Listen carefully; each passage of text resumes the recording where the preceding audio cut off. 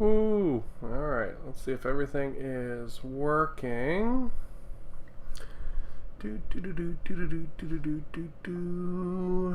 You're working.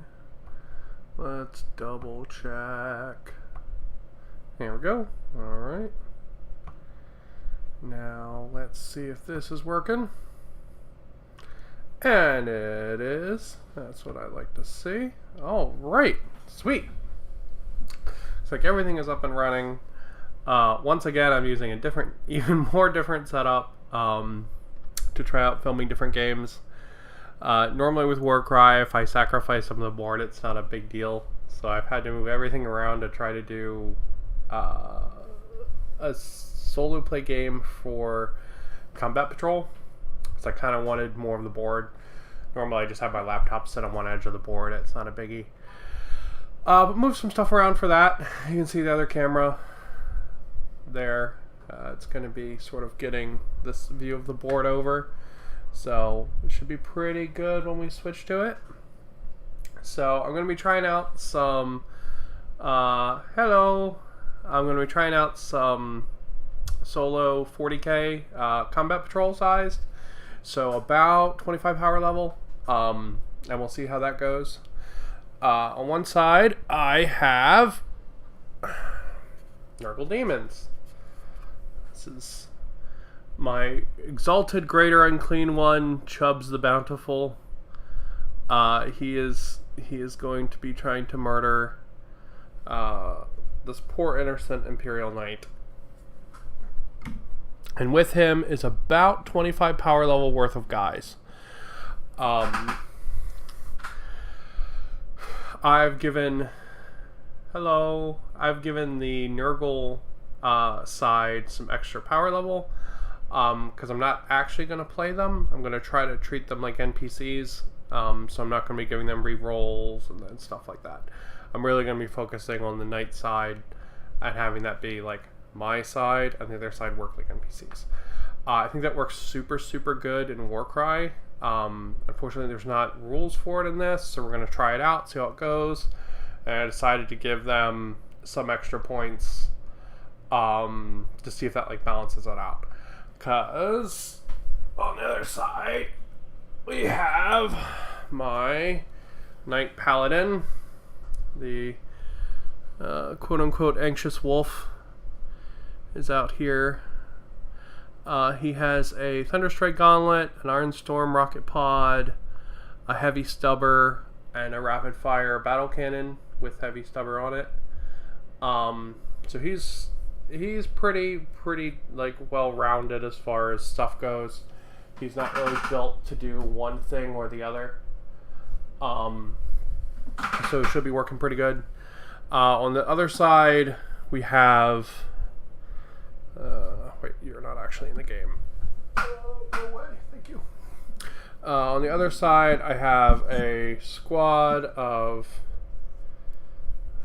Plague Bearers, sorry. So they're all on a movement tray because this is a 10-man squad, so moving them independently is a pain in the ass. I have the Beast of Nurgle that I just got for Christmas, who's all painted up and looks kind of like a pickle. I'm a pickle Mortarian. There he is. There we go. So we got him. We've got a unit of Nurglings who are going to deploy once the game starts, because they get a special role where they can deploy further in on the board. And then we have some flying bug guys. Oh, there we go. And we've got these flying bug guys. And that is about 25 power level of Nurgle. It's exactly 25 power level plus the beasts of Nurgle. He's the added sort of point. That ends up making it about 20% higher points, so it's about 660, 670, something like that. So, oh no, I'm sorry, it's about 570, something like that. And my Knight is about 470, so it gives him about a 20% increase on him. So we'll see how it goes. So besides that, got all my rollers, all my dice, all my goodness. The book is somewhere. We're going to try not to need it. I've got all my unit rolls on my phone. And we should be good to go. So let me swap over to the other camera.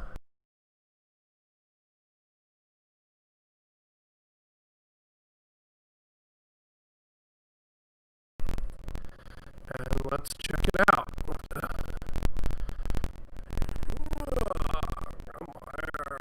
There we go. Nice. Okay. Wiggle, wiggle, wiggle, wiggle. Okay. Sorry, you can see my mic, but it's unavoidable. Okay, so I'm going to be playing from the perspective of my knight here. He is a knight paladin. Come on, open the fucking rolls. Thank you. Alright. He needs a little bit of pre-game setup. I have a wound counter for him, so I'm going to set that to max. So he's at 24 wounds. That's a lot of wounds. And then he needs a little bit of pre-setup. So he is a free blade, which technically means he doesn't have a house, right? Normally knights exist in sort of these big, like, classical, like Victorian style houses, and everyone has like their champion knight. Or they have a legion of them, they're really big, and it's a big honor and stuff. My sound is gurgling. Okay, let me check that before I go any further.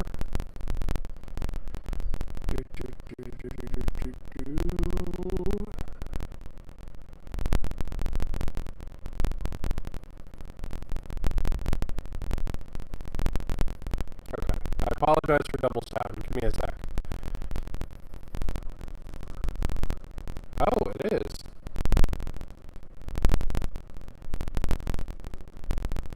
Interesting. Okay, there's a bunch of static going there. Let's see if we can fix that. Let's see what's going on there.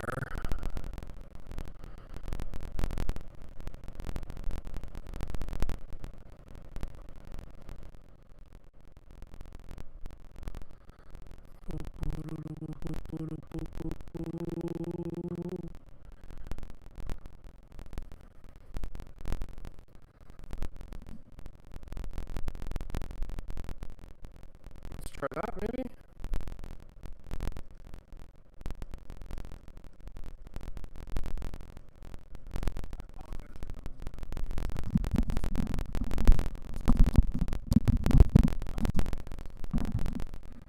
Okay, let's see. I think it happened when you changed cameras. Yeah, I think it was from me wiggling the thing. I think it was from me wiggling the mic. I think I loosened all the cables in it. Give me a sec and let's see if that fixed it. Because I think it probably did.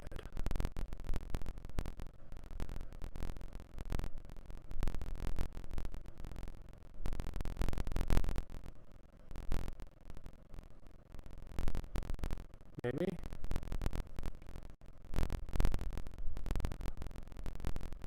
Okay, the first thing I did didn't fix it, so let's revert that.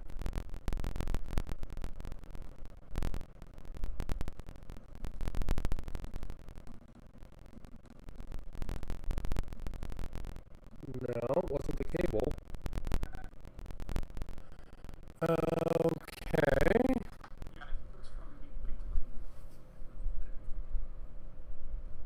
Alright, let's try swapping cams and see if that changes it. Sorry about this. I'm not sure what's causing it.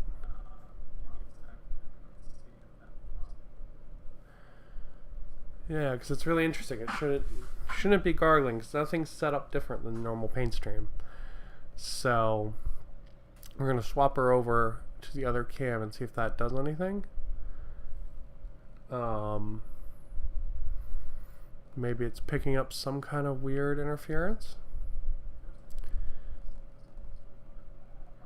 It's good now. It's good on the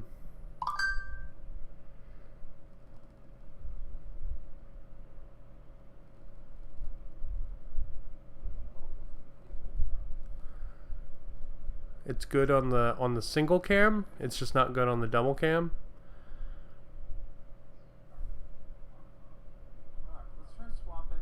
Okay. Yeah. All right. So that did it. Interesting. Okay. Give me a sec. There must be another audio device going in the other cam.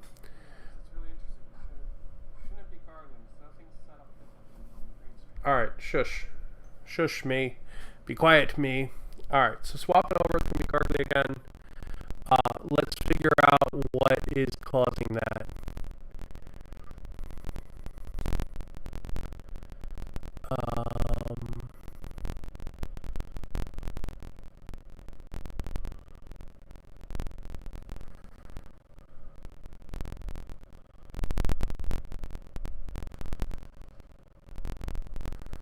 Okay, we're getting some kind of audio from somewhere.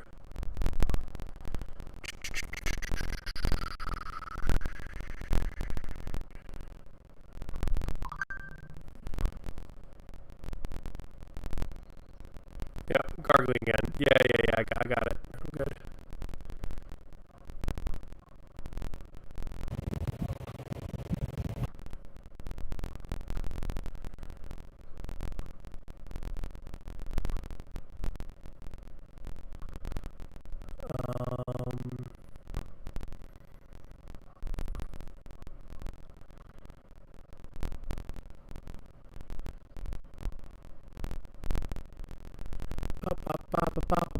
This is annoying. I sound like Jar Jar Binks. Thanks, I guess. Not sure if the biggest insult ever.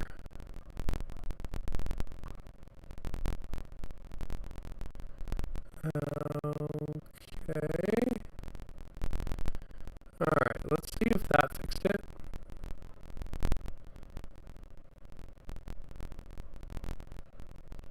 Yeah, let's check that. Let's check that out and see if that fixed it. I'm not sure why it does that in when I swap to the fancy cam. So let's see if that's doing it. Let's see how she's doing.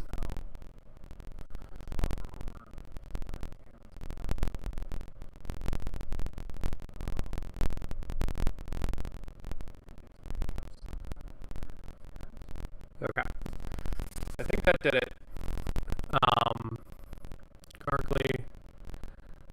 Gurgly Gungan. That's, at least it's alliteration, right? You got some alliteration there.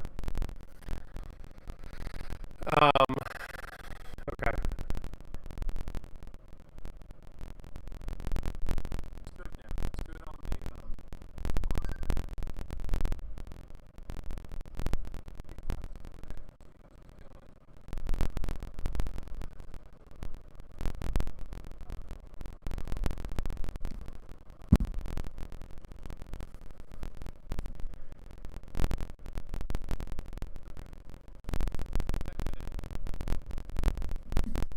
Did it do it? No. Motherfucker! Oh, you are so annoying! What's the difference?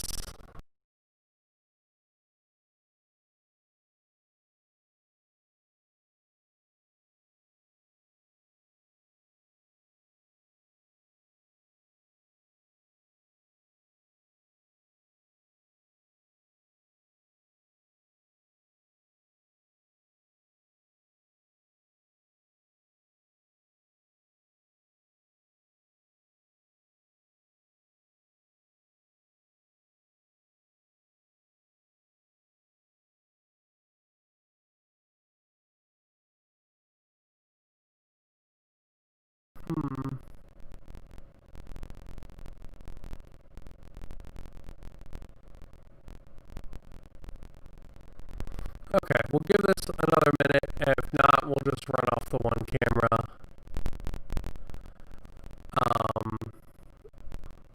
Because for some reason that's being really annoying. Oh.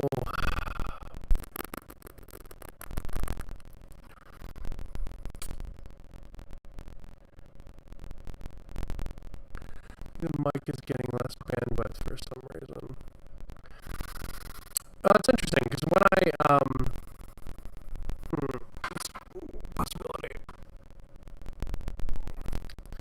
Let's try that out. See what that does.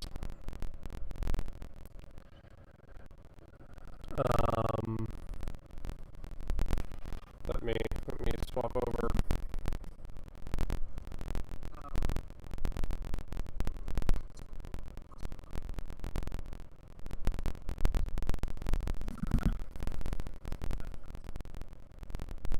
Okay, it's not that. Weird. Okay, so we're going to rearrange a few things then real quick.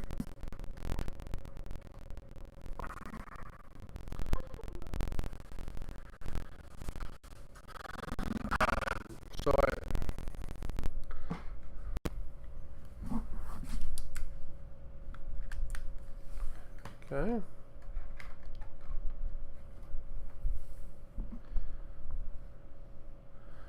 Alright, so let's, so frustrating. I just want to play 40k.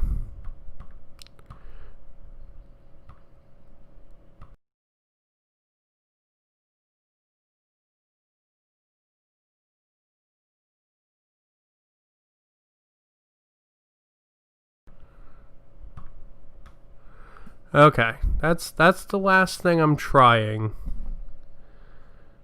And if not, we'll just swap to the single cam, and you'll get the perspective of the Nurgles. Sounds good now. Is it really?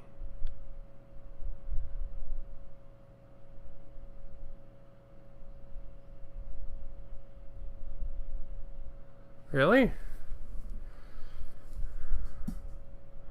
It worked. Okay, so good to know. That gurgling comes from the cam link setting improperly.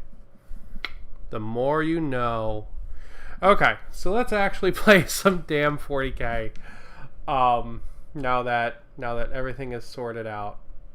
And we are good to go. Now my phone is freaking out, so that's wonderful.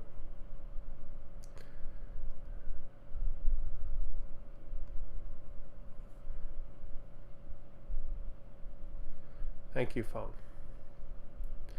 Okay, so we have our 24-point Knight Paladin. He is armed with a rapid fire battle cannon and a Thunderstrike gauntlet, but he needs a little bit of setup.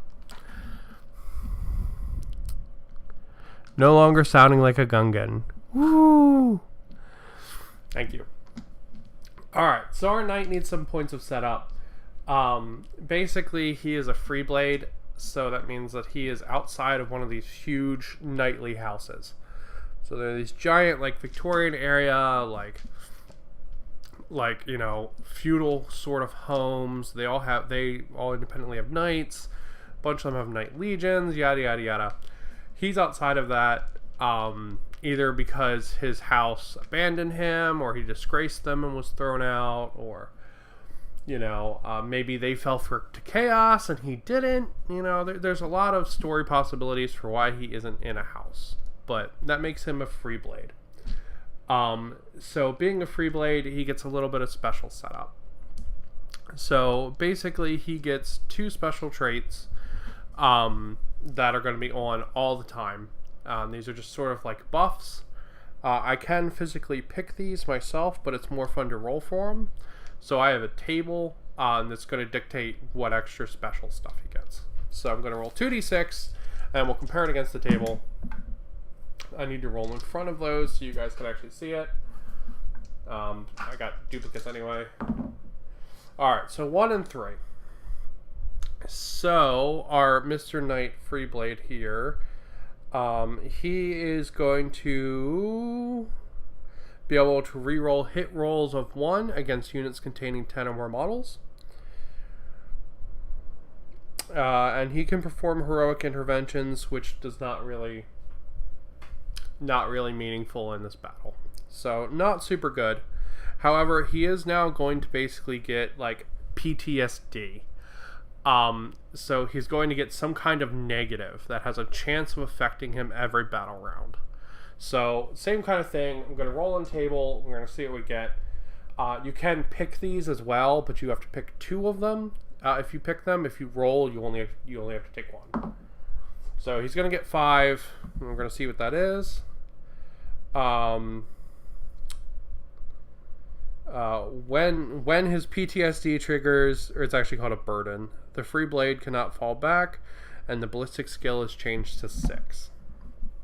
So that's going to be rough. So at the start of every round, we're going to roll a dice, and if it is higher than his leadership,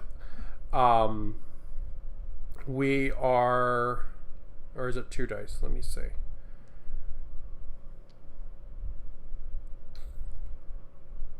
Okay, yep, it's 2 dice. And if it's higher than his leadership, his burden is going to trigger, and he'll have to deal with it for this round. So 2 dice, let's see if the burden's going to trigger. Got a 5, his leadership is 9, so it's not going to, so we're good. Alright, so I'm going to be playing pretty much the night, going to be using the Nurgle guys as NPCs. We'll see how it goes. Okay, so in 40k, all the rounds are broken down into phases. Normally would roll off to see who goes first, but since I don't have anyone to roll off against, because these guys are basically NPCs, I'm just going to announce that my guy goes first. So my knight's going to go first. We're going to go into the command phase. He has nothing to do in that phase, so we're just going to skip over it. Then we're going to go into movement. So we're going to look and we're going to see what his movement range is.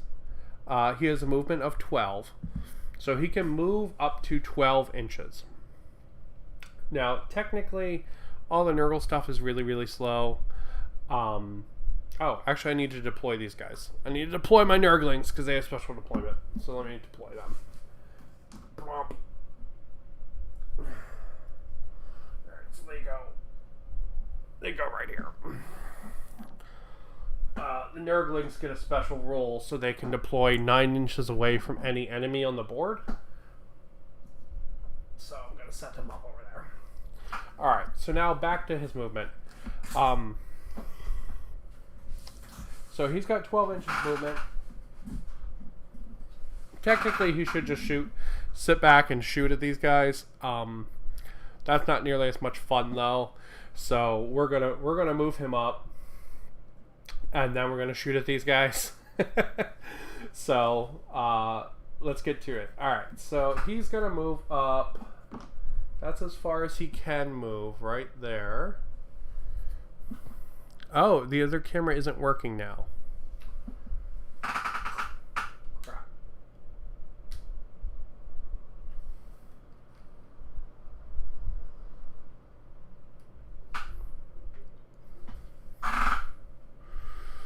Aye.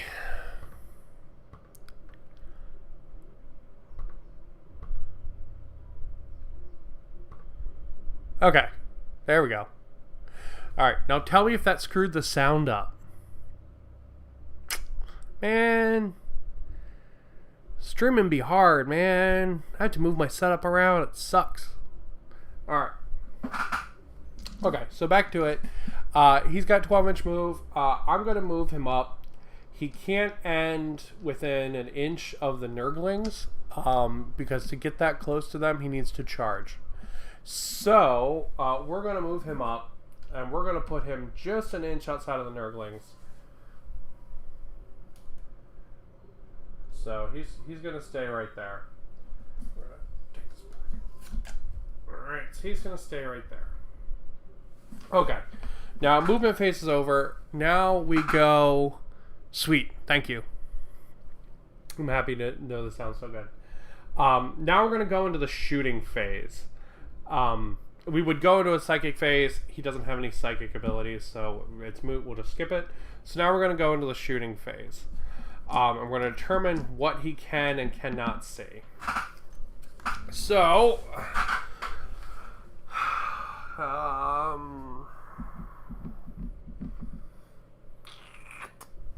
alright, he should be able to see pretty much everything except for the big guy. The big guy and the Beast of Nurgle are probably hidden. Everything else you should be able to see. So, let's do some shooting. Shooting is the fun part. Alright, we're going to shoot with that big rapid-fire battle cannon. We're going to put it into the unit here, Plague Bearers. Now, a rapid-fire battle cannon... Okay. It's a 2d6 weapon. It is also blast. So, God, there's so many rules in 40k. It's also a blast weapon. So what that means is the max number of shots auto triggers. Or let me rephrase that. There is a minimum number of shots that auto trigger if the unit size is large enough. So the concept there is basically like, this guy's got this big cannon, right? And he's like firing off big ass cannon shells from it.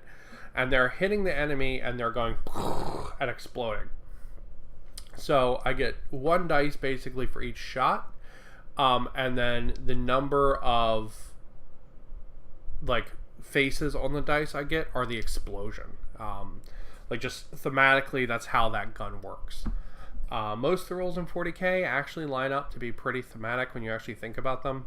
So that's what she's doing. So I've got 2d6. Because it's blast, I get a minimum of 6. So these dice are at least going to roll 6.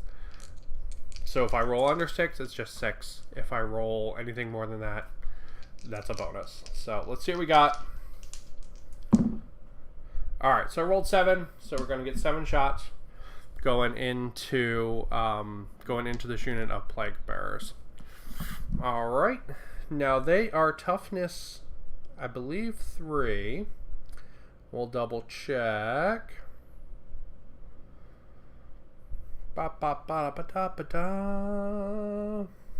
Let's see. Plague Bearers. They are... Oh, they're toughness 4. Okay. Plague Bearers, toughness 4. This gun is strength. Alright, strength 8. So it's double their toughness. So it's going to wound them on 2s. So I take 7 dice now. Go. That's my 7 dice. And anything that's a 2 up is going to wound them. Alright, so that one's gone. Wait, isn't there something that says I got to re-roll 1s? Oh, units containing 10 or more. Okay, so I can re-roll this one. Alright, sweet. So, all 7 hit. And this is a AP -2, so these guys are not... they're not going to get a normal save, so they're going to have to use their invuln save. Okay, so these are going to be the invuln saves for the Plague Bearers. And that needs to be a 5 up, so one of them saves the attack. One of them manages just to eat the explosion and his Nurgly goodness. And now we need to do their disgustingly resilience. Or rather, we need to see how much damage each one does. So, okay, so that one's 3 damage. This one's 3 damage. This one's 2 damage. This one's 2 damage. This one's 2 damage. This one's 1 damage. Alright, so the 1 damage one, if this isn't a 5 up, it kills 1 guy. Alright, so 1 guy's dead. Either of these, if they're not a 5 up, they kill 1 guy. 1 guy's dead. Same deal. 1 still goes through. They only have 1 wound, so he's dead. Basically, these guys need to make like a perfect roll to survive this. Again, another guy's dead.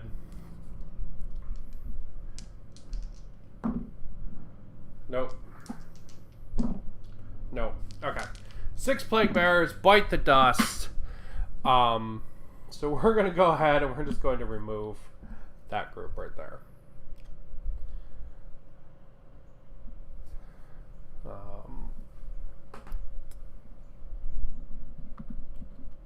There we go. I want to keep the leader and some of the guys with their special weapons. So there we go. So we're down to 4. Actually, I wouldn't have been able to do that. Because of where the leader was, I couldn't pull from there. So we're gonna just remove the leader. Alright, so they're down to 4 guys. Okay, so that's my guy's big ass gun. That's the big gun fired. Let's fire the little guns. Let's put all the little machine guns on this guy into the Nurglings right there. So let's see, the little machine guns, they are heavy 3, so I have 2 of them. So that means I'm going to do 6 dice, and they're strength 4. Alright, so let's check the Nurglings, see what they are. I believe they're toughness 4, just to be sure. Wow, they're toughness 2. Interesting. Okay, good to know. Okay, so 6 shots. Again, these are going to do damage on 2s. And each one of those groups, I believe, has 3 wounds. Oh, each one of those groups has 4 wounds. So hitting on... Oh wait, no, I have to roll for my guy's hit. Oh, God, I'm so screwed up. Alright, so let's roll to hit.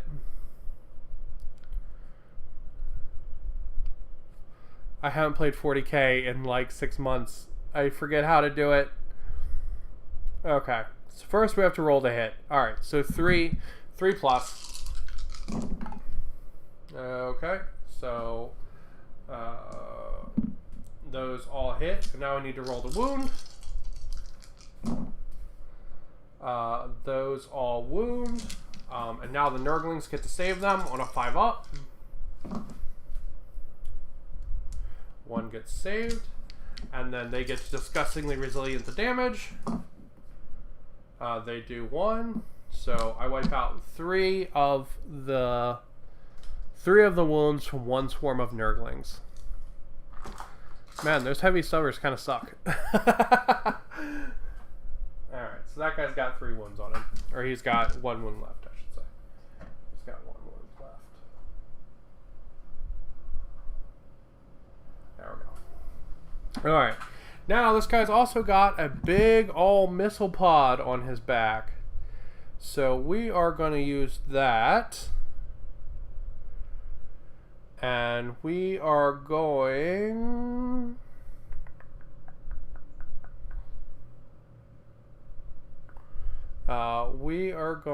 to shoot... we're going to shoot it into the bees, because the bees are going to be one of the units that can reach us. And most of this guy's weapons don't work in melee combat. Because they're blast, he can't really shoot at his own feet with his own, like, blast weapon.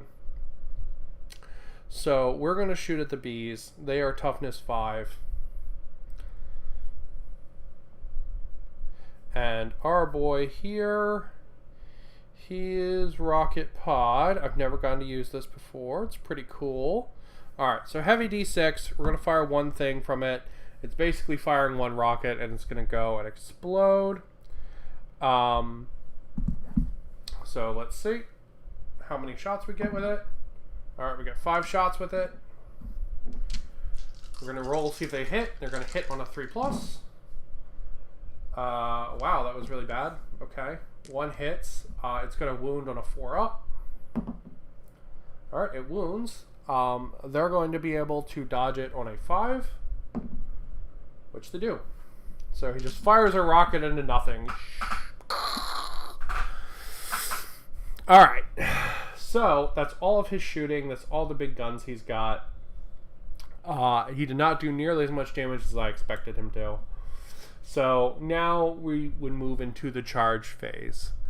Those Nurglings there are going to charge my guy anyway, so my guy's just going to charge them. Now, when you declare a charge, the enemy gets to potentially overwatch if they want to. In this case, the Nurglings have no shooting attacks, so they can't. So now what I'm going to do is I'm going to take 2d6, and I'm going to roll them. I got a 9, so he can move up to 9 to get into combat with those Nurglings. So I'm going to do that. I'm going to actually go the long way around, and I'm going to put him right there to be in combat with those Nurglings. Right? And now he's going to attack.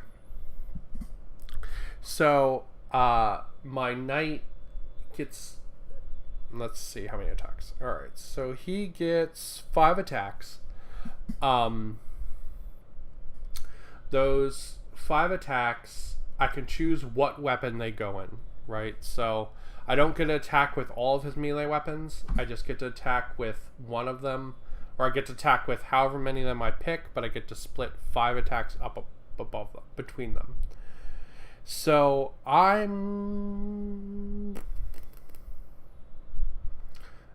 got 2 choices. I can basically attack with his big robot hand, or I can attack with his robot stompy feet.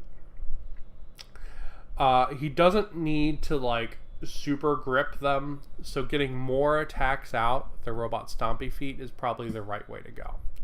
So for each one of his attacks, which he's got 5, I'm going to get to make 3 hits with it. So I'm going to basically get 15 dice. 9, 12, 15. And he's going to try to stomp these Nurglings into the ground with his 15 stompy feet.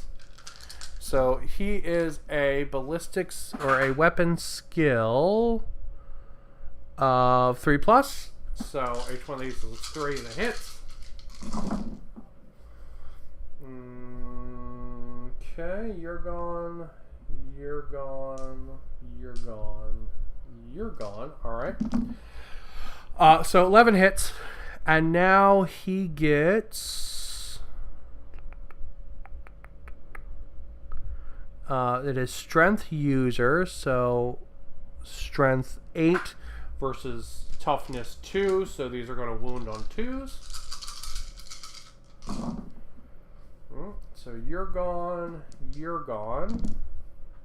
Alright, so the rest of these, they all wound with his big stompy boots. So now the Nurglings get to see if they save them. So on a 5 up. Alright, so they save 3 of them.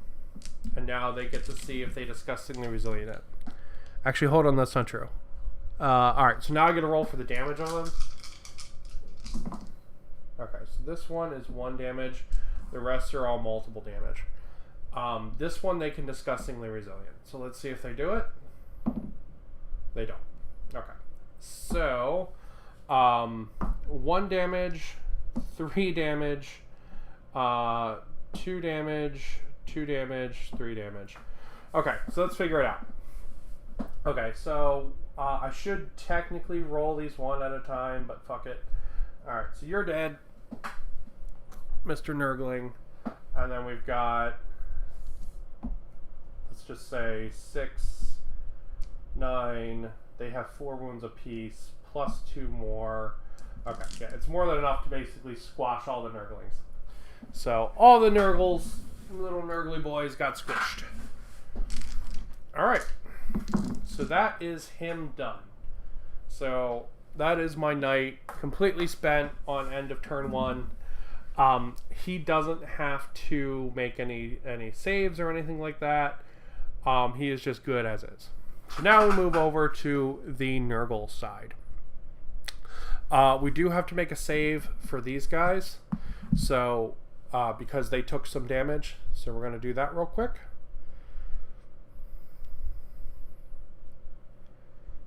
Let's see what their leadership is.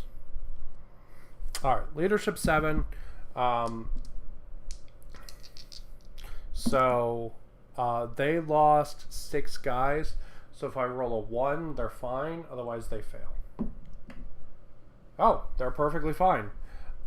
They also have a special rule where if I roll a 1, they get to return units. How does that work?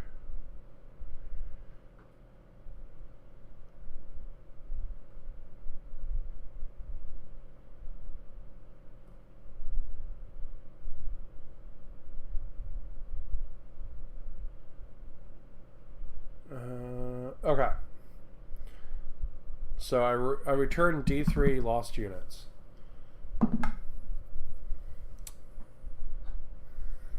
Well, there we go.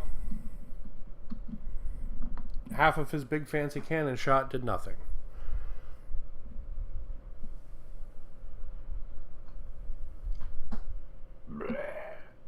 There we go. Okay. So now let's move into their movement. Let's see what we got. We will start off with... Let's start off with the Great Unclean one. So...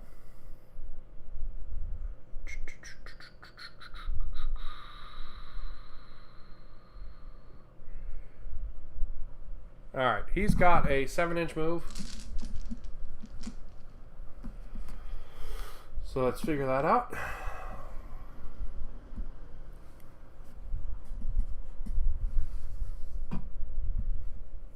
Unfortunately, he's going to block the road for his own boys. I should have let them go first. Oh well. Alright, so he's got a 7-inch move. The Plague Bearers, they have a 5-inch move, so they're just going to move up behind Big Daddy Nurgle here.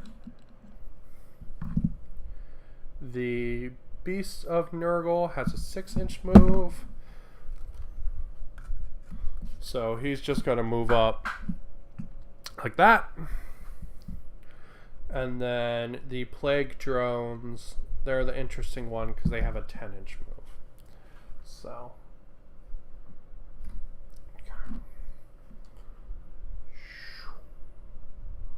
they could potentially charge. Everybody else probably can't. I mean, I'm going to try, but probably not. Alright.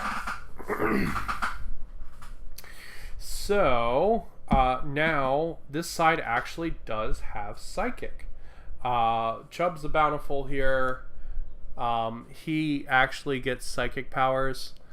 Let's see if we can wiggle this a little so you can see him a little bit better. There we go. That's a little bit better. Yeah, so Chubbs the Bountiful actually gets psychic powers. Yeah, that's really good. Okay, we'll do that. So he gets 2 psychic powers. So let's see if I selected them, or if I'm a doofus.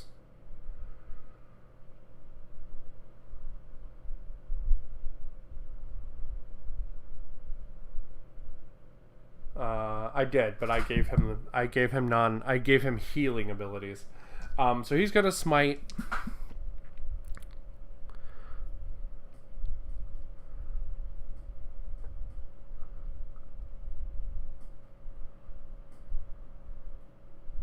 Okay, so he's gonna smite. He's gonna smite my knight.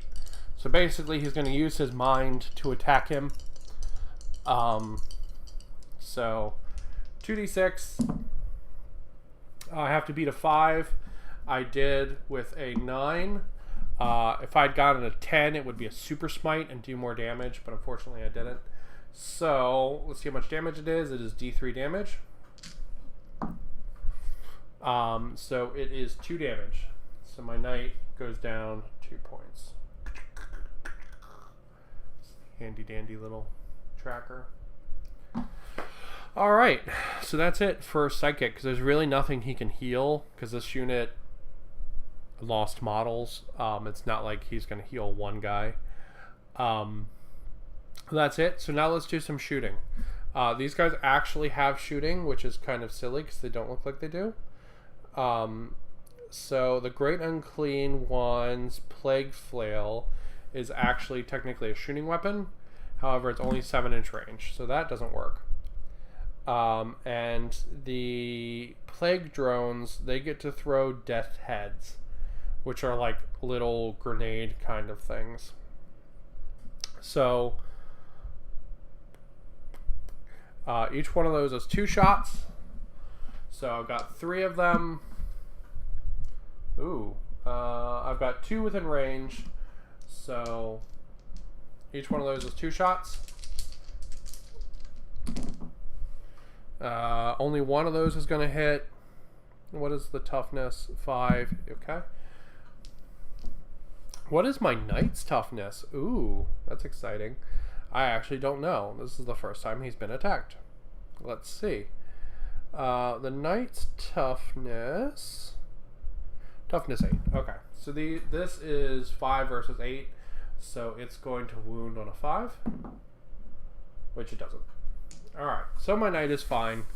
So that's the end of the shooting. We're now going to go into the charge phase. So these guys are going to declare charge on the knight.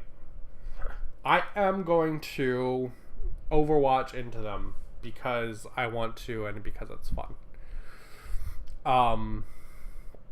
So basically he gets to fire all of his weapons into them, but instead of hitting on what they normally hit on, they're going to hit on 6s. So let's do the little machine gun first. Little machine guns first. So these are on 6s. So 1 hits there. We'll set that to the side. Now we'll finish it up. Alright, so let's see. 4 versus more than 4, I'm sure. So 5s. Okay, so it wounds. Can they save it on a 5? They do. Okay, so that's perfectly fine. Alright, so now let's do the battle cannon. So 2d6. So that is 7 shots. 7 shots hitting on 6s. None of which hit. Oh, I actually have... Yeah, I have 1 CPU left. Okay, none of those hit. And now we're going to do the rocket pod, which is 1d6. Okay, 3 shots. 3 shots hitting on 6s. Okay, so all of the shooting from the knight was pointless. So now let's see if they roll and if they make their charge. Alright, so they have a 4-inch charge. After all of that, after all that shooting that they dodged, pointless. Absolutely pointless. They, yeah, they didn't make their charge. Do they have a thing that lets them reroll charges? Let me see. They have to. Normally you would spend CP points now and just reroll the charge. But I'm trying to not give these guys CP. Let's see. Do they have anything to reroll charges?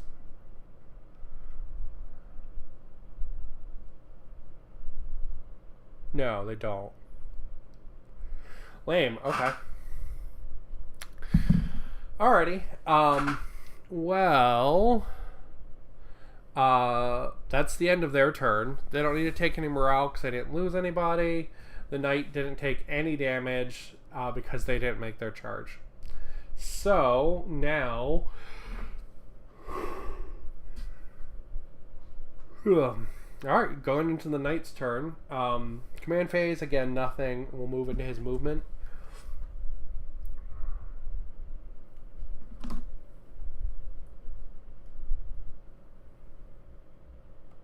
He's gonna come and live right there between those two guys. Well, we'll turn chubs to face him so it looks cooler. There we go. And now we're going to go into... He doesn't have any psychic, so now we'll go into his shooting. Alright, so let's do the rocket pod. Let's put the rocket pod into the guys in the back. So 1d6, 1 shot, hitting on 3s, doesn't hit. Okay, that was pointless. All right, and let's put the battle cannon into the bugs. So 2d6 for figuring out how many shots, 9 shots.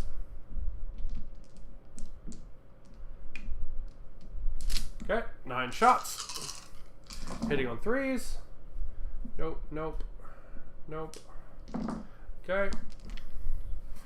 That is strength.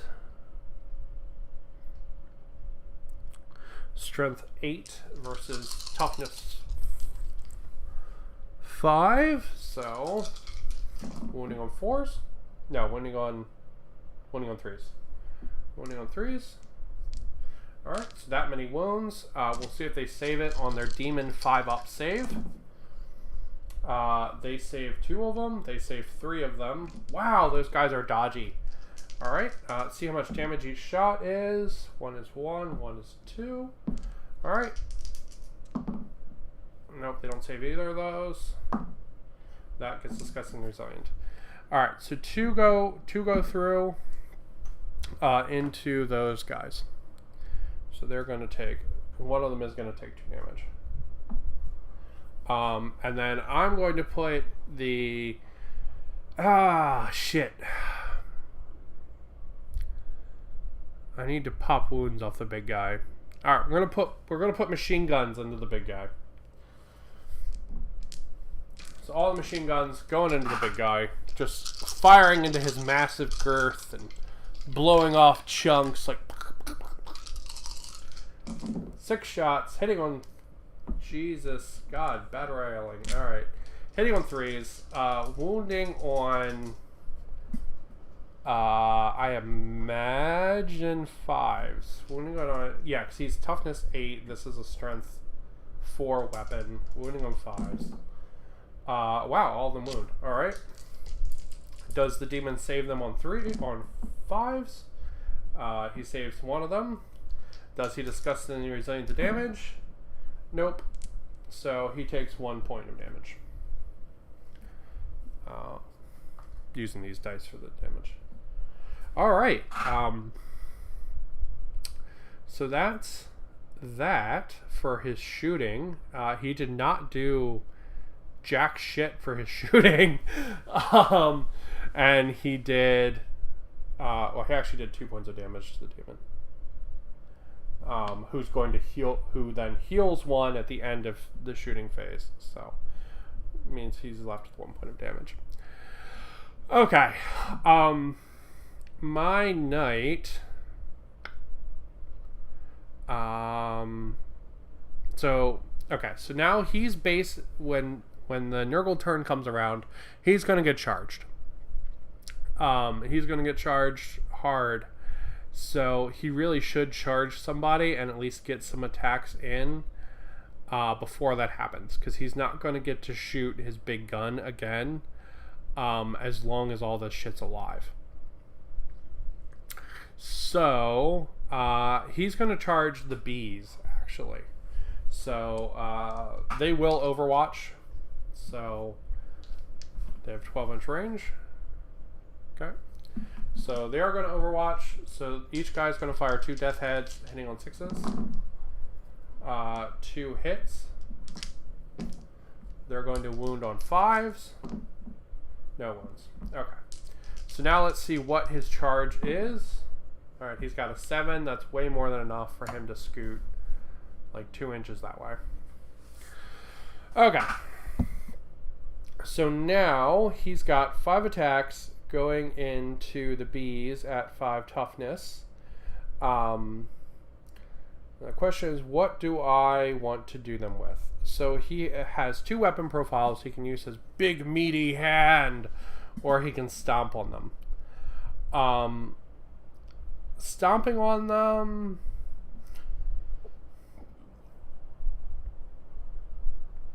stomping on them is going to give him a strength 8 attack, but it's going to give him 15 hits. Yeah, we're going to do that. We're going to stomp on them. We're going to try to stomp the bees, which is silly, but we're doing it. That's 10. That's 15. Alright, 15 hits, hitting on 3s against the bees with his big mighty stompers.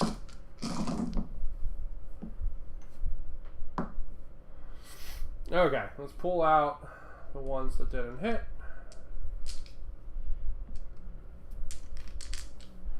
Okay, and now these are 8 versus 5, so they're going to wound on 3s. Nope.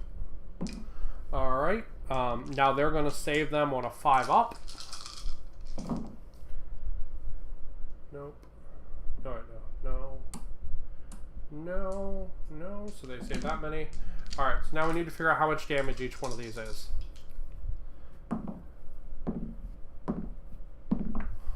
Alright, so this one is 2. This one is 2. This one is 3. This one is 3. Alright, so the first block. Do any of them get saved? Nope. So now let's do these more properly, one at a time, like we're supposed to. Because unfortunately, wounds don't spill over in 40k the way they do in Age of Sigmar.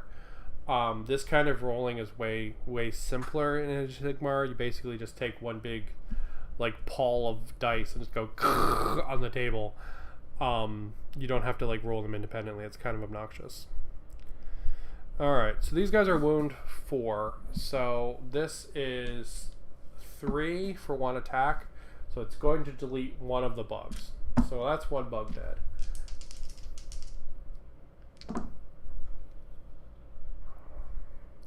Okay, so that's 1 bug half dead.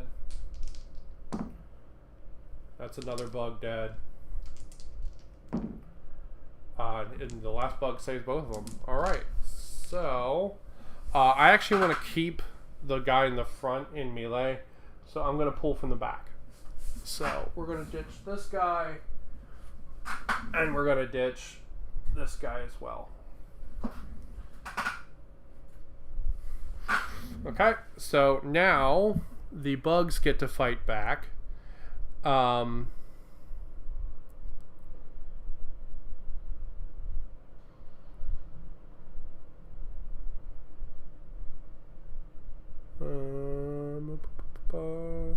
Okay, so 2 attacks from the rider sword, both of which hit. They are strength 4 versus toughness 8. I can re-roll it because it's a plague weapon. 1 makes it through. Let's see if my guy will save it. I believe he saves, I believe on a 2+. I believe it's something crazy like that. What is his save? 3+. Alright, does he save it on a 3+? No, he does not. Alright, so he takes, I believe, 1 point of damage. I apologize for having to go back and forth. I'm trying to get the hang of using Battle Scribe. And playing both armies means that I can't just have one thing up, which is kind of obnoxious, but alright, so he takes another point of damage. We'll roll that down. He's down to 21. Alright. Oh, shit. Sorry, Mr. Camera. Okay, now the bug itself gets to make 4 attacks. I believe hitting on 4s. Let me double check. This is sort of the attacks from the large bee bug fly that he's riding on.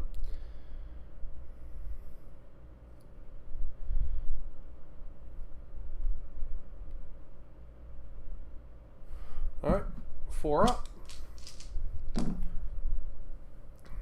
1 hits. Does it wound? It wounds. How much damage does it do? Oh, 2+. Okay, 2. Alright. So let's see if my guy can save it on a 3. He does. Alright. That is the end of his turn. Now he is locked into combat, so he can't use his big cannon anymore. The bees in the back need to make a leadership test. Basically, they can't fail. Or they could fail if I roll a 5 or a 6. They're fine. Okay, so now we move over into the enemy turn. So, our big beautiful man, Chubbs here, he's going to charge. I can't overwatch because I'm technically already locked into combat with the bees. So he's just going to charge. That's a horrible charge, but it's enough to do this, which is all he wants to do anyway. Alright, the bees are already locked into combat. They can't do anything else. These guys have a 5-inch move. So they're going to pile in behind their boss.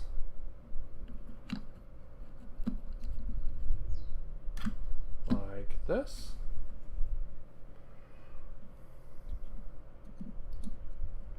And the Beast of Nurgle, his sword is pokey. He's got a 6-inch move, so he's going to just pile in behind his boss as well.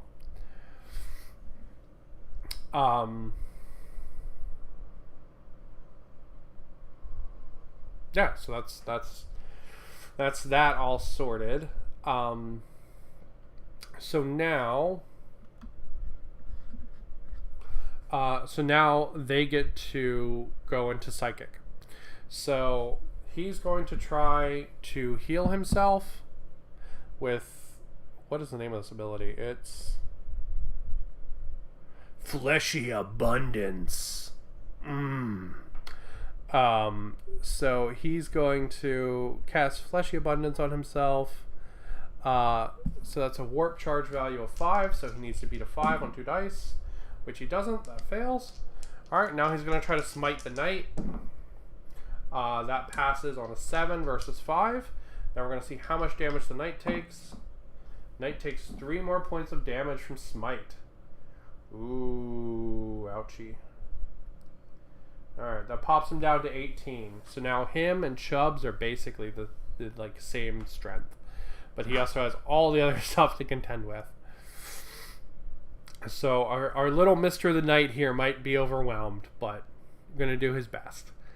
Alright, so now we're going to go into shooting. The bee in the back gets 2 shots, hitting on 4s. 1 hits, wounding on 5s. Wounds. Does my guy save it? No. My guy loses another damage to the stupid bees. Okay, now we're going to move into the Plague Flail on Chubbs the Bountiful here. Let's see. Plague Flail, 3 damage. Okay, 3 attacks. Alright, 3 attacks.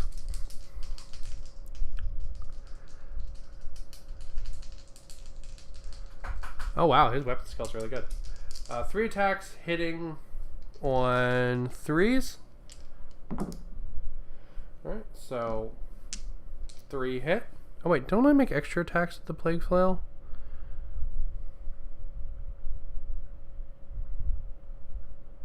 No, I don't. Okay.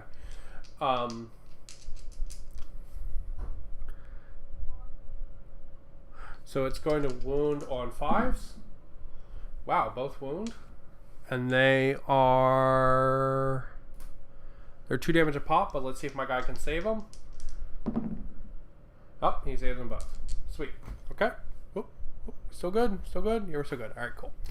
All right, so he dodges the Plague Flail. Now the enemy gets to attack. So Chubbs the Bountiful there, he gets to attack in because he charged. So he gets a couple of different attacks. First off, we're going to attack with all the little Nurglings and little guys all hanging over him. Because that's just fun. So we're going to do that one first. So let's see. D6 attacks. 1 attack.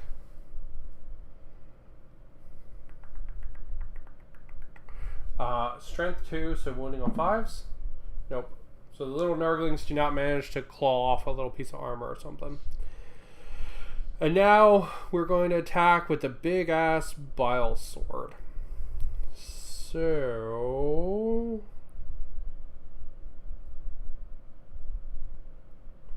5 attacks with the big sword.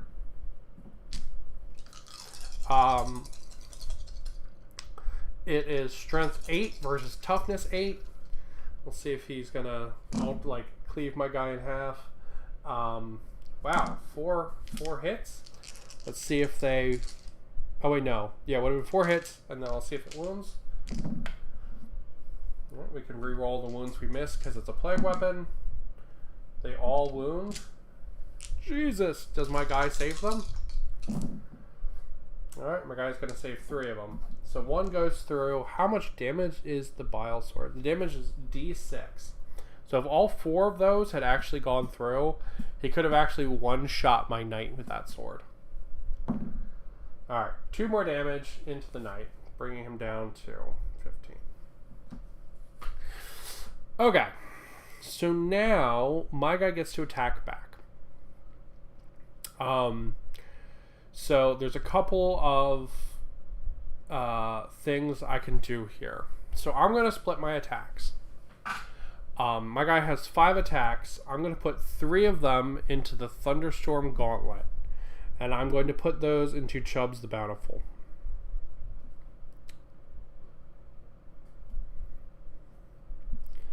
So we're going to do those ones first because they're more fun.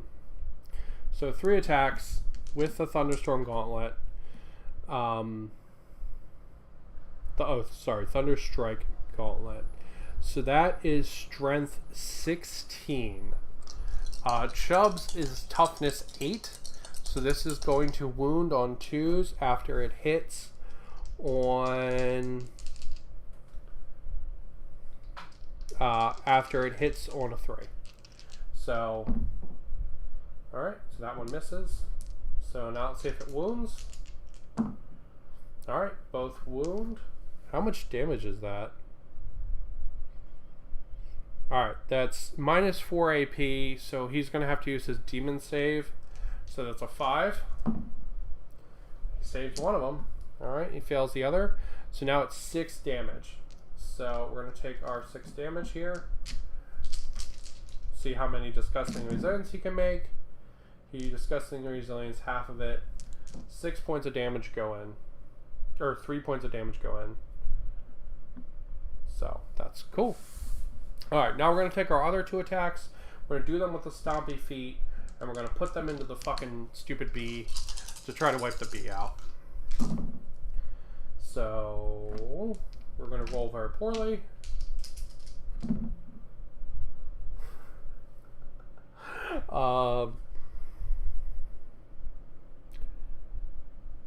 Yeah, none of those hit. No, good job.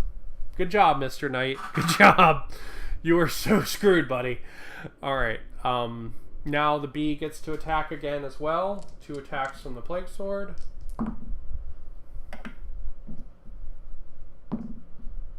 Alright, wounds. Does my guy save it? He does not. So then 4 attacks from the bee. 1 hits. Does not wound. Alright. They don't need to take any morale or anything. They didn't lose anybody. So that's the end of Nurgle turn 2. Now is the interesting part. Because my guy's going to get most of his weapons and stuff. Oh, I've been forgetting to see if his burdens trigger.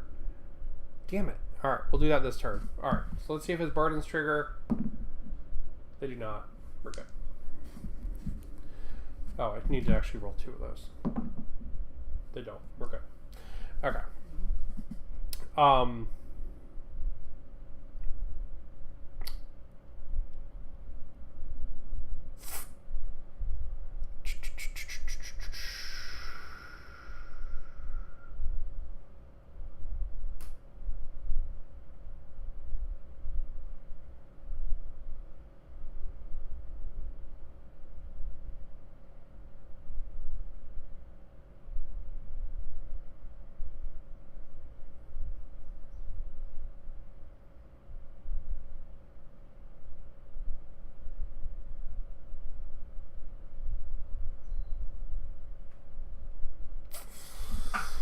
Okay, so let's think. If he falls back, he can charge, which means he'll get to attack first. Because knights can fall back and charge because they're big, stompy robots. If he doesn't, the enemy's just going to get another turn of wailing on him. However, I will get to fire my 6 shots from my battle cannon into my 6 shots from the machine guns into somebody. And if I fall back in charge, I don't get to do that. So we're going to fall back. So he's going to scooch back an inch.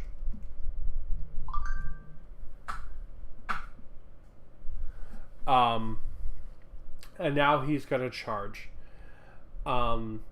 So he's going to charge against Chubbs the Bountiful. Crap.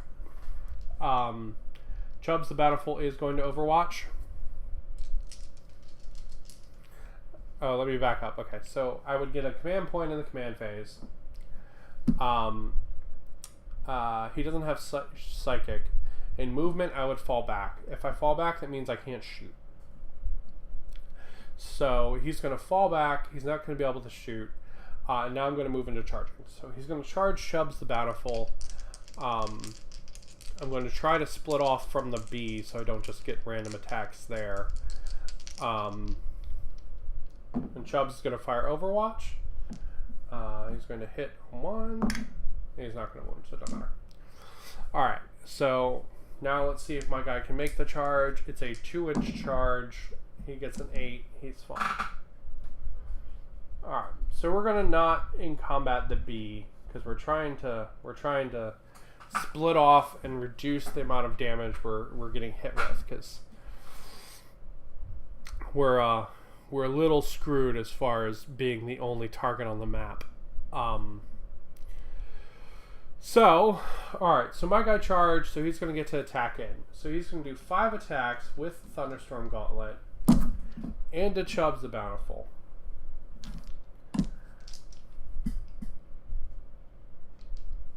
Alright, so it's going to hit on 3s. Move this out of the way.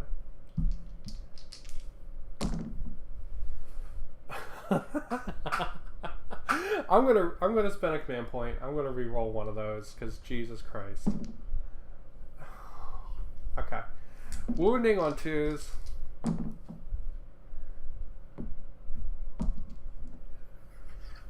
Oh, the dice are so bad. They're so bad. All right, let's see if Chubbs can save it on a 5-up. He does. Well, Mr. Knight, you might just be totally fucked, bud. Okay, well that's the end of his part of the attack. Now Chubbs gets to fight back. 5 attacks with the Bale Sword.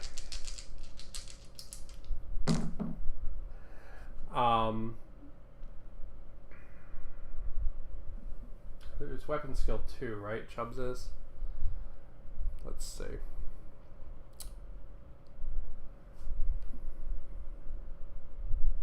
Yep. Weapon skill 2. Those both miss. Alright. Wounding on 4s. Thankfully none of those wound. Right, because that's toughness 8. Yeah. Alright, thankfully none of those wound, so that's good. Alright, so this was basically a pointless turn. My guy moved out, and then he charged in and did nothing. And then the enemy did nothing. So yeah, that was a pointless turn. So we're gonna do it again. Pointless turn number 2. So we're gonna move over to the Nurgle side on turn 3. They don't get command points. Chubbs the Bountiful, he's gonna smite in. Let's see if it goes off on a 5. Does not. Let's see if he can heal himself on a 5. He can. So that heals D3 wounds. Alright, so that heals 3 wounds, taking him down to 1 wound only. So that's good. Alright. Now we're going to go into shooting phase. 2 shots from the Death Head on the B. 1 hits. Does not wound. Alright. Chubbs has 3 shots with his flail. They all hit. One of them wounds. Can my guy save it on a 3? He does.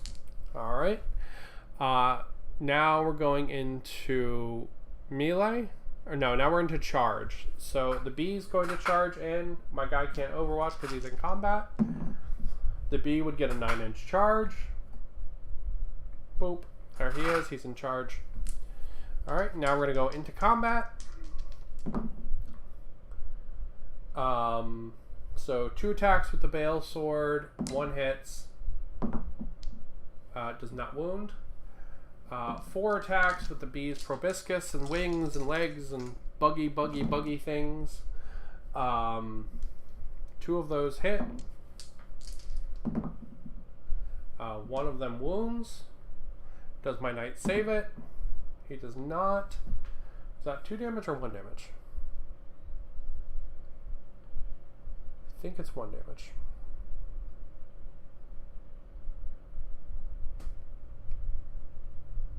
Oh no, 2 damage. Alright, the B's where all the damage comes from.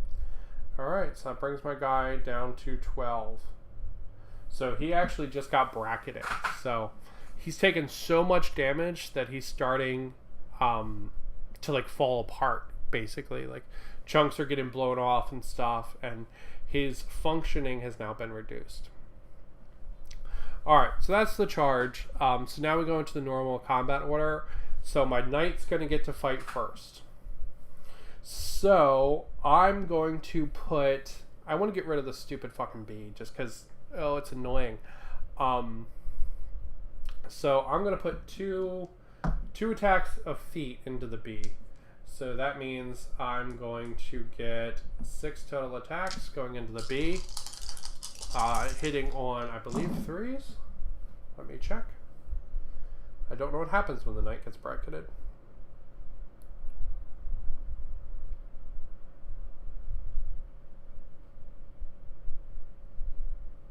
Oh, hitting on 4s now.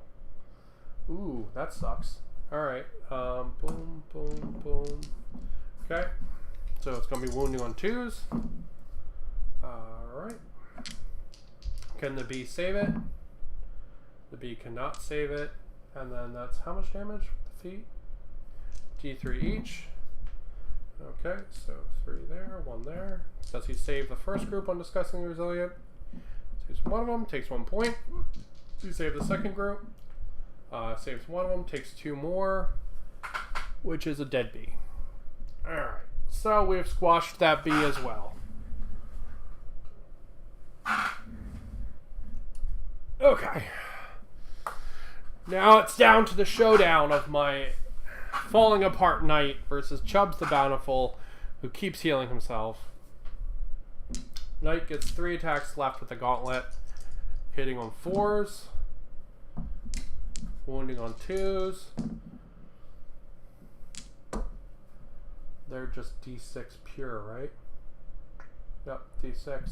Can Chubbs save them on a 5-up? He saves 1. Oh wait, no, I need 6 dice.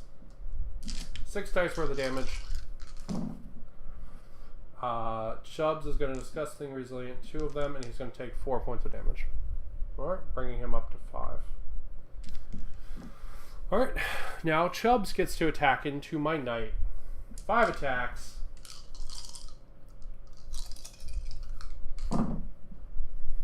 Hitting on 2s. Wounding on 4s. Re-rolling wounds because of plague weapon. Does my guy save any of them? What's his save when he's bracketed? Is it 3 still?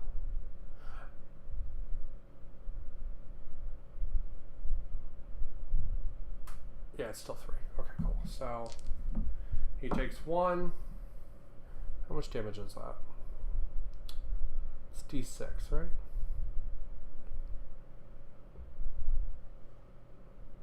Yep. He takes 3 more points of damage.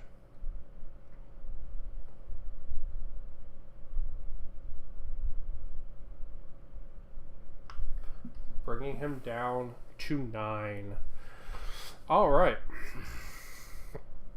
So, man, literally these guys just met in the middle and have just been trading blows.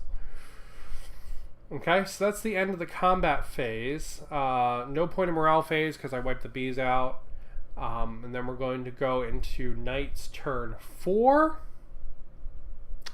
Start of the turn, he's going to get a command point. So I actually have a reroll to use again. And then he is going to... Might as well take that down so you can see the Knight. Doesn't matter now. And now he's going to get to shoot. So he can't use any of his big weapons in shooting. Okay, so let me think about this for a sec. So if he falls back, he can't shoot. But if he falls back, he can charge, and then he'll get to fight first. Otherwise, Chubbs gets to fight first.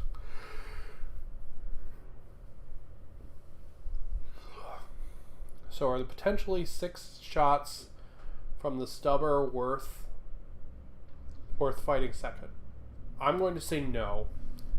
So we're going to have him wiggle back again. We're just going to back up and charge again and again and again. That's what we're doing here. So he's going to wiggle back, and he's going to charge again. Chubbs is going to fire Overwatch with his weapon, none of which hit. My Knight is going to charge 10 inches. Just like that. Alright, so now he gets to make... I'm going to do 5 attacks with the Thunderstorm Gauntlet into Chubbs the Bountiful. Hitting on 4s. Oh, that's enough damage right there just to kill him. Alright, wounding on 2s. Alright, let's see if Chubbs saves it. He does not. Got 6 damage. Let's see what Chubbs can save for damage. 2 damage. All of that. 2 damage. Okay. My poor Knight. Man. So having 1 unit alone in a small game like this is rough. Because, you know, he's stuck in combat with this huge ball of life, and there's no way for him to get out of it. Because if he was to fall back, he would just get charged the following turn. And it would sort of be this, you know, this do-si-do backwards across the battlefield. So there's really no way for him to get out of combat and use his big guns. Because all of his big guns are blast. I didn't think that would be as crippling as it was. I kind of was expecting him to wipe everything out that he got into combat with. Because that gauntlet can... You know, that gauntlet is 5 attacks at 6 damage a pop.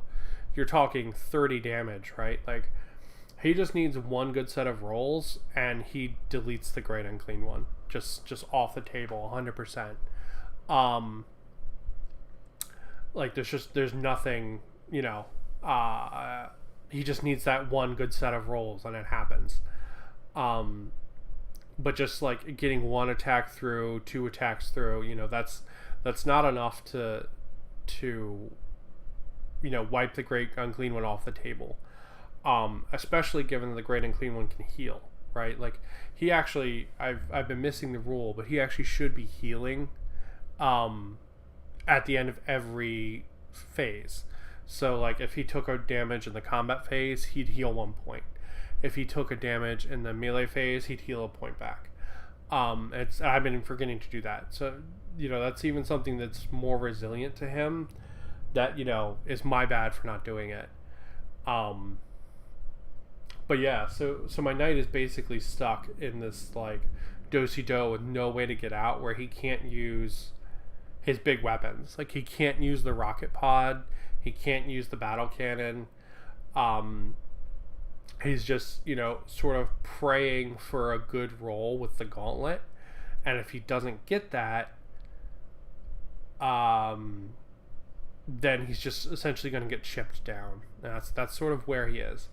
So we'll keep going and see if that good roll comes, just because it's fun to do. But that's sort of the where he's stuck at in combat and stuff. So, all right.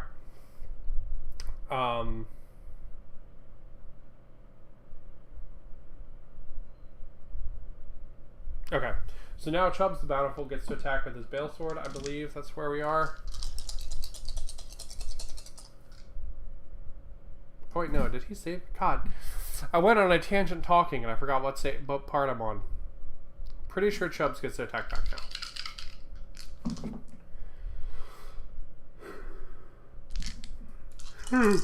All of them hit. Do they wound? One wounds. Does my guy save it? He does. Okay. So now we're going to move into next round for Nurgle. Nurgle turn 5, I want to say. So these guys are going to move up because they're going to try to charge for the hell of it. There's no reason just to leave them stuck behind what's his name?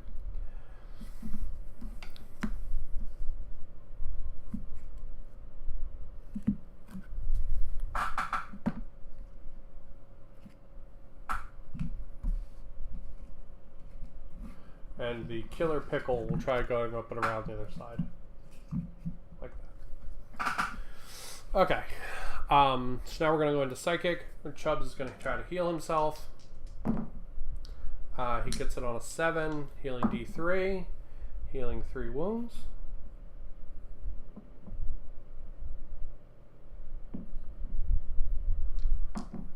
Okay. He's going to try to smite the Knight. Gets it on a 5 for 1 damage. My Knight is almost in the last bracket, which I guess is the part where he's like smoking and sputtering and, you know, all that good stuff. Okay, so there we go. Alright, now the Knight gets to attack into Chubbs. Oh, wait, no, we go into charge phases. Alright, Beast of Nurgle in the back. He's going to charge in. Doesn't make it. Plague Bearers, they're going to charge in. Is that 3 inches? Yes. We're going to wiggle that just to make it easier. Okay.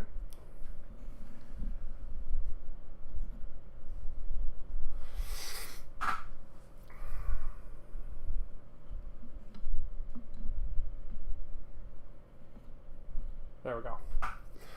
Okay. So, Plague Bearers, they get to fight now.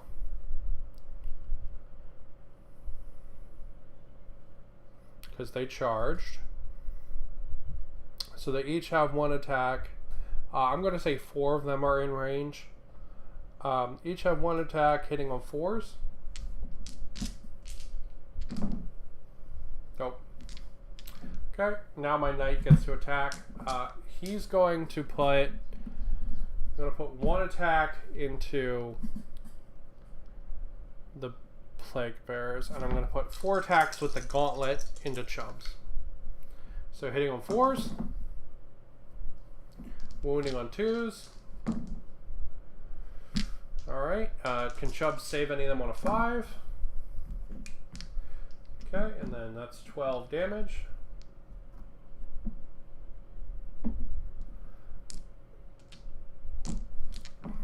Chubbs save anything from the first attack. Alright, he saves 4, 5. Okay. Wow, that's crazy, okay.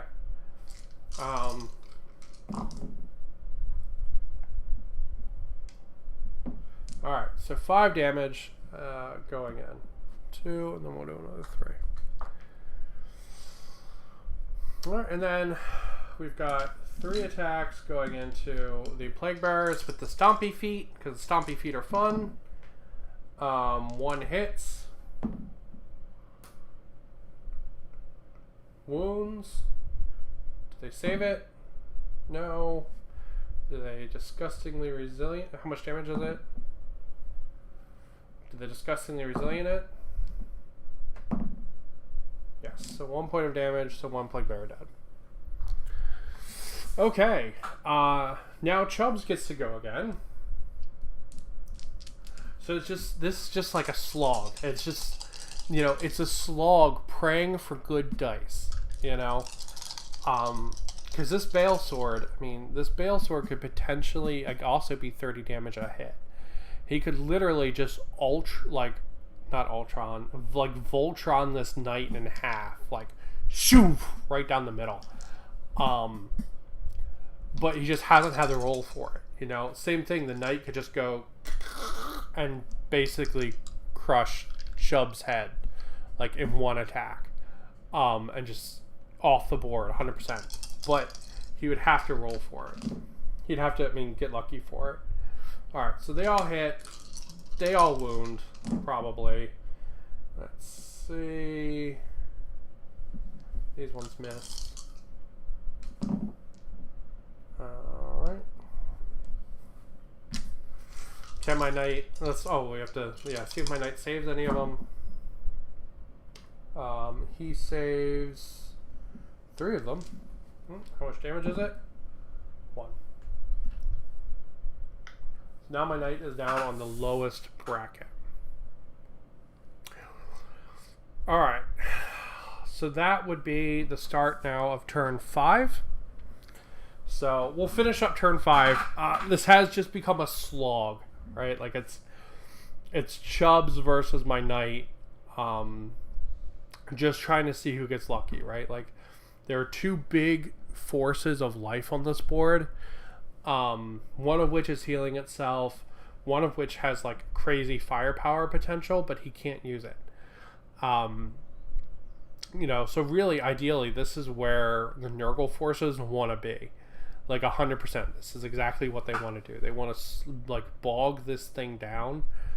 And the fact that I only have 1 unit on the board on the knight side, you know, makes that very hard, right? Like I can't lock these guys into combat with somebody else to pull my knight out of combat. He's just stuck in combat for the game. There's no way for him to get out now. He's basically just like perma-combated and just praying for some lucky hits. So we're going to move into his turn as well. We'll round up turn 5 just for the hell of it of this murder slog that we have here. So again, he's going to fall back. Chubbs is going to fire Overwatch because he's going to charge. Actually, you know what? No, he's not going to fall back this time. He's going to stay in combat. He's going to shoot with his stubber because I want to shoot with the stubber. So 6 shots going into the plague bearers.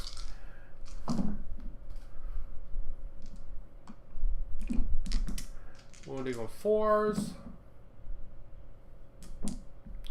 Do they save it? No. Do they disgustingly resilient it? They do. That was pointless. So now all of the enemy gets to fight. Alright, so 4 attacks from the plague bearers. We'll do them first.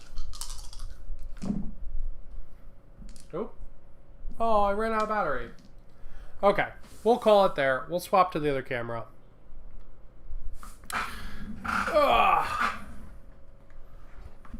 Okay.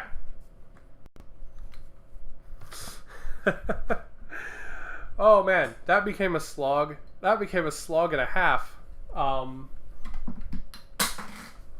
Yeah, so mad props to our Nurgle buddy here. He you know, he stayed alive, right? Versus a weapon that could potentially do 30 damage in a hit. So that's pretty awesome. He only has 18 wounds. So if he, you know, if the knight had rolled well with the gauntlet, he would have just been off the table and cleared. But I was rolling very poorly for the melee for my poor knight here. So he got stuck sort of in like a never-ending loop. basically, that he couldn't do anything about. And his big guns, like the rocket pod and the cannon, they couldn't do anything because they're blast weapons, right? And the Nurgle stuff was just standing at his feet. And if you have blast weapons, you can't shoot at your own feet, basically. You can't shoot things in combat with them, even if you're a vehicle. Because, you know, they're going to explode back. You know, like this is a big tank gun or it's a rocket. That, you know, you're going to take some damage. So you can't do that. And that was sort of a big problem. Oh, no, I thought you'd be taller than that. That was sort of a big problem for him. Because he was just sort of locked up and basically rendered useless.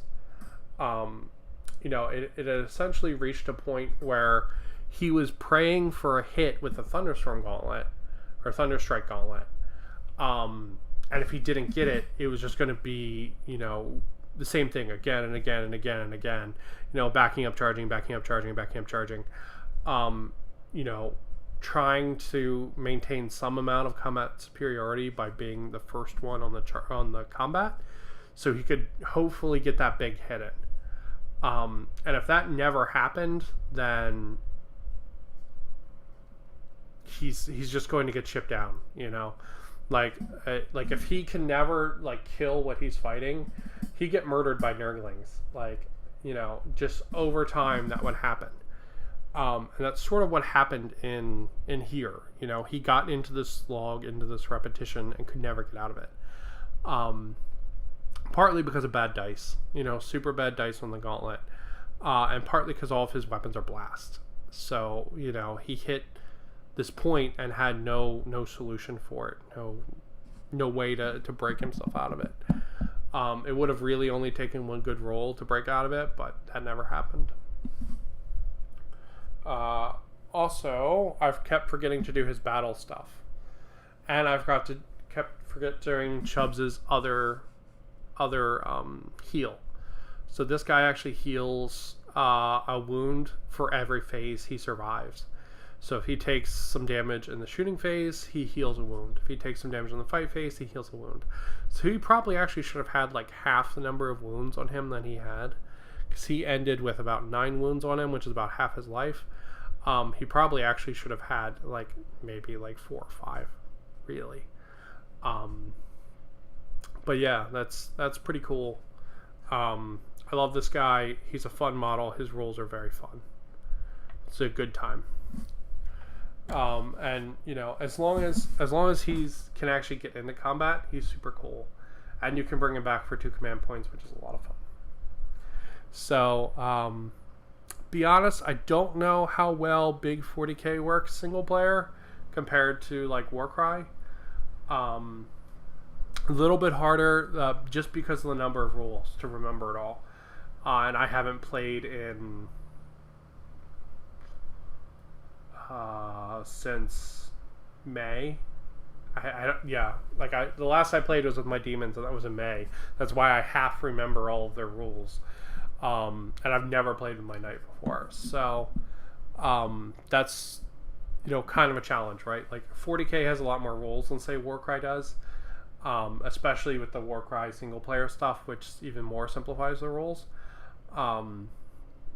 So I'm not sure how well Big 40k works in single player.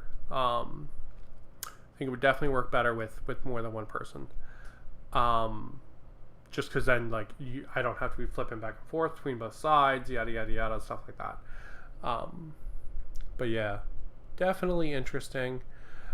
We might give it another go. I think next week I'm going to be playing Warcry. I'm going to be starting a Warcry campaign. So I'm going to be putting up a campaign roster, and I'll put it up in that video so you guys can see it and sort of follow along. I'll do a PDF with all of their names and stuff. It'll be fun. But yeah, next week I think we're going to do the Warcry campaign, just because I think it works a little better. And I'll see if there's some ways I can simplify 40k out to work better in single player. I know they did that for Age of Sigmar, but I don't. They released like single player rules to play against like enemy factions in Age of Sigmar, but they didn't release rules for any of the factions I have. So it's like Good job, guys. Not really helpful there. So that's pretty cool, but not super helpful. And they didn't put anything out like that for 40k. So we'll go ahead and call it. I